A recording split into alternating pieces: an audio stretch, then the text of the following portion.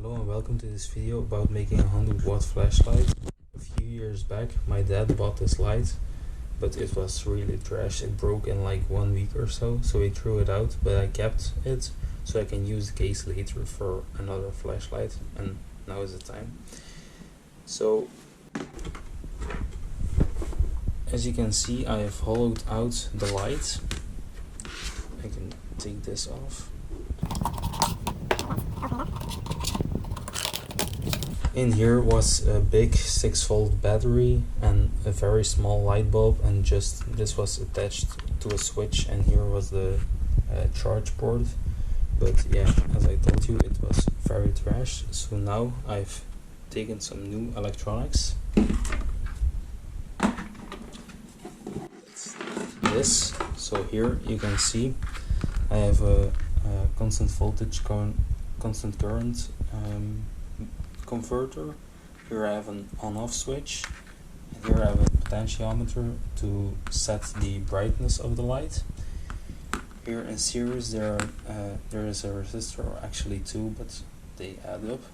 And here in parallel there's another resistor, and that's to set the minimum and maximum brightness, because if you set it too low it starts flickering, so that's why these resistors are here.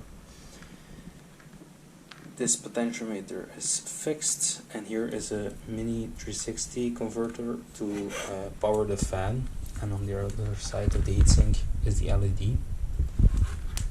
So now the idea is to make here a chamber for the 18650, so I 3D printed this, and this is going to fit in here, and I can put 4 cells in it. I hope they don't heat too much up, because yeah, only 4 cells, I don't know, maybe the current draw will be high, but yeah. Now I've removed some more plastic here on the bottom, also on this side, to fit the battery holder.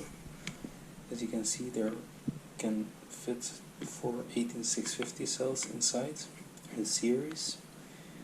Here is the on-off switch. And here's the potentiometer to adjust the brightness. Here is the driver for the LED. The fan will pull in air from the back, so I need to drill some holes in these two halves. Blow it through the cooler and out the front.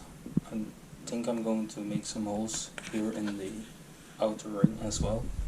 And then I need to fit this in front again of the LED, so the light is directed to the front.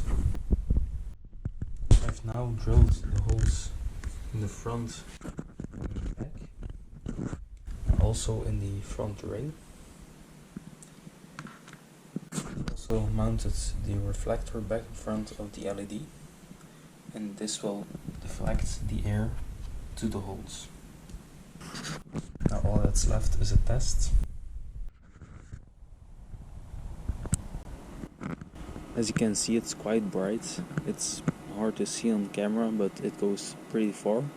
The cells that I'm using are from an old laptop, so the output current is not as high, so it's not 100 watts right now, but it's already pretty nice.